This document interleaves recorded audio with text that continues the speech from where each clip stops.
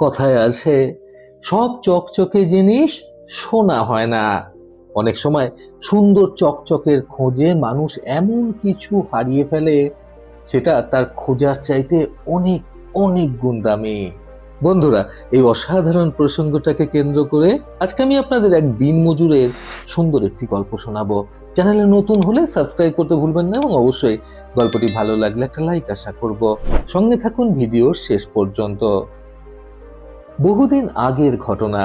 এক নগরে হারু নামের এক দিনমজুর থাকতো, যার কাজ ছিল ঘাস কাটা। এই কাজের জন্য সে যা উপার্জন করত সেটা দিয়ে সৎভাবে বাঁচার চেষ্টা করত। বেশি উপার্জনের জন্য সে কখনো অসৎ বা খারাপ রাস্তায় পরিচালিত হয়নি। কখনো অপরাধ করত না এই ভেবে যে সে সংসারের একমাত্র ব্যক্তি যে উপার্জন করে, এবং সে না থাকলে সংসারের বাকি মানুষদের কি হবে। অপরাধ করে ধরা পড়লে তো রাজা কারাদণ্ড দিয়ে দেবে। নিজেকে সর্বদা সৎ রাখার চেষ্টা করত, এবং সৎ উপায়ে তার সেই স্বল্প উপার্জিত অর্থ দিয়েই নিজের সংসার চালাতো। একদিন এক শেঠের বাড়িতে বাগানে ঘাস কাটার জন্য তাকে ডাকা হয়।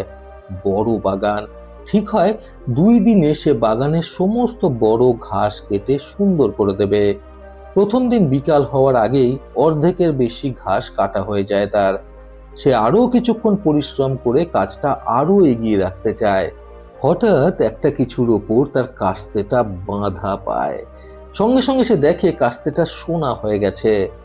কিসে লেগে এটা সোনা হয়ে গেল সেটা না ভেবে হারু ভাবতে থাকে, এই সোনার কাস্তে যদি রাজার প্রহরীরা আমার মতো গরিবের কাছে দেখে নেয়, তাহলে তো আমাকে চোর বলবে, এবং এই অপরাধে আমার তো কারাদণ্ডও হতে পারে।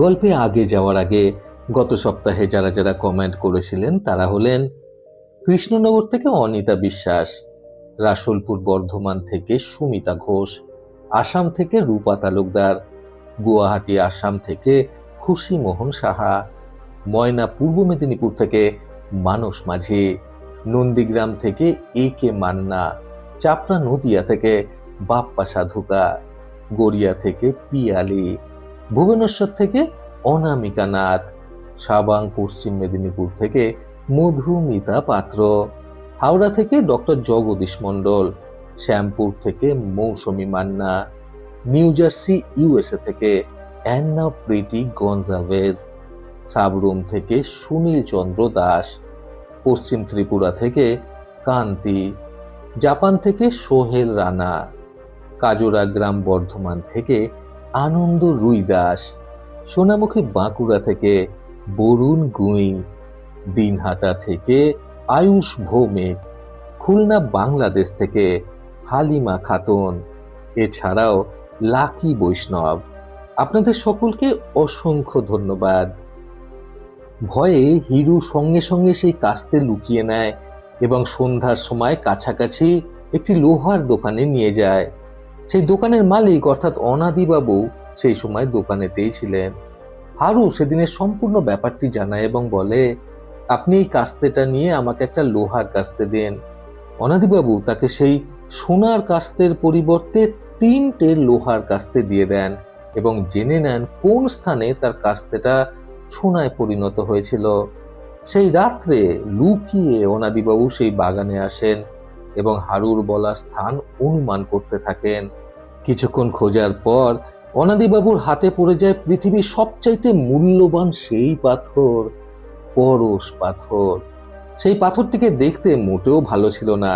এবড়ো খেবড়ো কালো সাদা একটা সাধারণ পাথরের মতোই দেখতে। এইবার আর কি ক্রমে সেই ব্যবসায়ী অনেক ধনী হয়ে যায়। বিভিন্ন জেলা রাজ্যে নিজের ব্যবসার প্রসার করেন। বিভিন্ন রাজ্যের রাজাদের নজরে পড়ে যায় সেই ব্যবসায়ী। সর্বত্র তাকে সম্মান দিতে শুরু করে সকলে। অনাদিবাবুর একটি মাত্র কন্যা, যাকে তিনি প্রচন্ড ভালোবাসতেন। সারা পৃথিবীকে তিনি সেই পাথরের ব্যাপার কখনো বলেননি, কিন্তু নিজের কন্যাকে এতটাই ভালোবাসতেন যে শুধুমাত্র তাকেই সেই পরশ পাথরের ব্যাপারে জানান তিনি। ওনার কন্যাও কখনো সেই ব্যাপারে কাউকেই বলেনি। অনাদিবাবু বৃদ্ধ হতে শুরু করেন। এবার একটা চিন্তা মাথায় আসে, মেয়ের বিয়ের ব্যাপারে। অন্য এক রাজ্যের সুদর্শন এক রাজকুমারের সাথে বিবাহ স্থির হয় ওনার মেয়ের। এত বড় ব্যবসায়ী মেয়ে, অনেক কিছু পাবো এই ভেবেই সেই রাজকুমার বিয়েতে সম্মতি জানিয়েছিলেন। বিয়ের দিন ঠিক হয়, নগরের সমস্ত ব্যক্তিকে খাওয়ানোর ব্যবস্থা করা হবে। রাজকীয়ভাবে বিয়ে সম্পন্ন হয় তাদের। বিদায় বেলায় সেই ব্যবসায়ী নিজের কন্যাকে আড়ালে নিয়ে গিয়ে সেই পরশ পাথর তাকে দিয়ে বলেন, আমার যা আছে তা অনেক, আমার আর কিছু চাই না, তাই এই পরশ পাথর তোমাকে দিলাম। যখনই প্রয়োজন হবে নিজের মতো ব্যবহার করো তুমি। সেই পাথর ছাড়া তেমন কিছুই দেন না সেই ব্যবসায়ী। সেই পাথরটা লুকিয়ে রাখে তার কন্যা। কিছু না পেয়ে রাজকুমার বেজায় রেগে যায়। তারা রওনা দেয় নিজের রাজপ্রাসাদের উদ্দেশ্যে। রাজপ্রাসাদ অনেক দূর। নর্মদা নদীর তীরে পৌঁছানোর পরেই সন্ধ্যা নেমে আসে। ঠিক করা হয় সেখানেই সেই রাতটা কাটানো হবে। রাজকুমার এমনিতেই রেগেছিল। সে নিজের স্ত্রীকে পালকির বাইরে আসতে বলে। স্ত্রী পালকি থেকে বেরিয়ে আসতেই সে বলে, কি কাঙাল পরিবারে বিয়ে করলাম আমি, তোমার বাবা তো কিছুই দিল না। এত বড় ব্যবসায়ী এইভাবে নিজের একমাত্র মেয়েকে বিদায় দেয় নাকি? আমার পোড়া কপাল, অন্য কোথাও বিয়ে করলেই ভালো হতো। রাজকুমারকে রেগে যেতে দেখে সে বলে, আপনি খামোখা এরকম ভাবছেন, আমার বাবা যা দিয়েছে তা অনেক অনেক সম্পত্তির থেকেও বেশি। সে তখন পরশ পাথর বার করে রাজকুমারকে দেখায়। সেই পাথর দেখে রাজকুমার আরো রেগে যায়। একটা সাধারণ পাথর দিয়ে মেয়েকে পাঠাচ্ছে রাজপ্রাসাদে। রেগে গিয়ে তার হাত থেকে সেই পাথরটি নিয়ে ছুঁড়ে ফেলে দেয় সেই রাজকুমার নর্মদা নদীর মধ্যে। মাথায় হাত দিয়ে বসে পড়ে সেই ব্যবসায়ীর কন্যা। সেই পাথরটির গুণাগুণ ব্যক্ত করেন রাজকুমারকে। সে সঙ্গে সঙ্গে তার সঙ্গে থাকা সকলকে নদীর মধ্যে খুঁজতে বলে সেই পাথরকে, কিন্তু সেটা খুঁজে পাওয়া যায় না।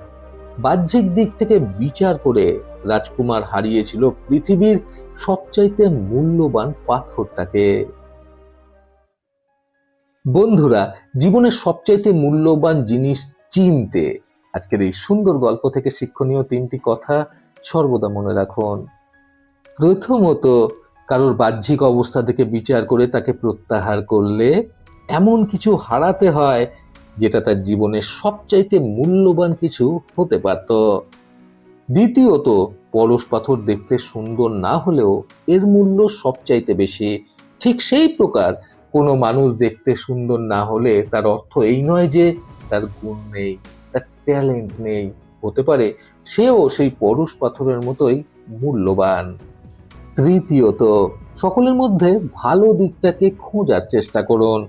দেখবেন জীবন অনেক বেশি সরল হয়ে যাবে। প্রতিবারের মতো আবারও বলবো, এই পৃথিবী তাদেরকেই সম্মান দেয় যারা ইউনিক কিছু করার ক্ষমতা রাখে।